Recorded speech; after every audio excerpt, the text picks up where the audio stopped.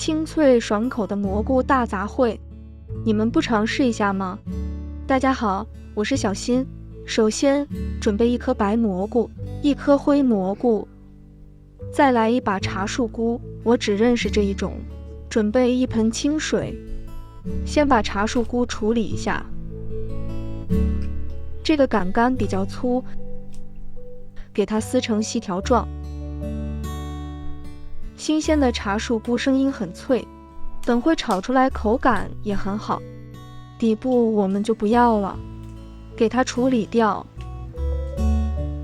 这2种蘑菇你们认识吗？因为是市场上买的，才不用担心。如果是野外的蘑菇，不认识的一定不要吃哈，否则你懂的。白蘑菇给它掰开，一颗一颗摘下来，是不是很减压呢？剩下的这些小蘑菇应该是还没长大的，你们说养起来会不会长大的？这手感滑溜溜的，好舒服。灰蘑菇也一样处理，这个过程我是挺享受的。一起给它清洗干净，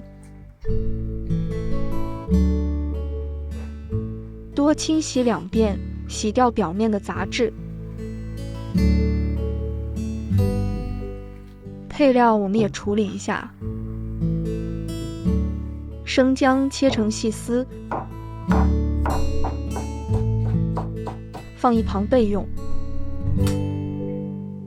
大葱也一样切成丝，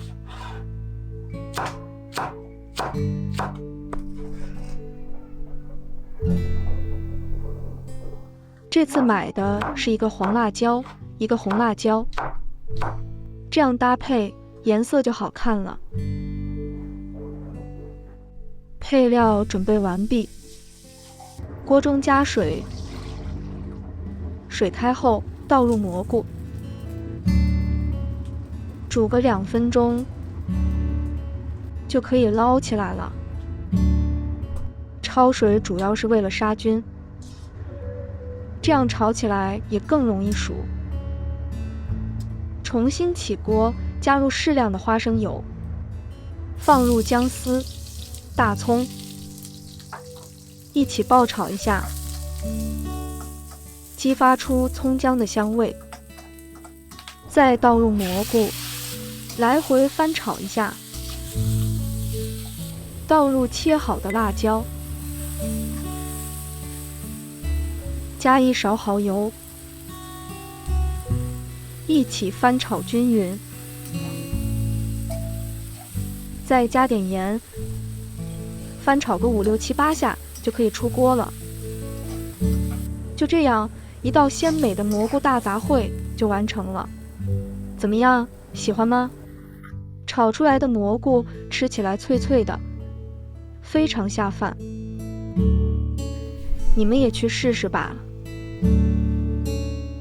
喜欢我视频的朋友，帮忙点个赞，关注一下吧。感谢您的观看，我们下期视频再见。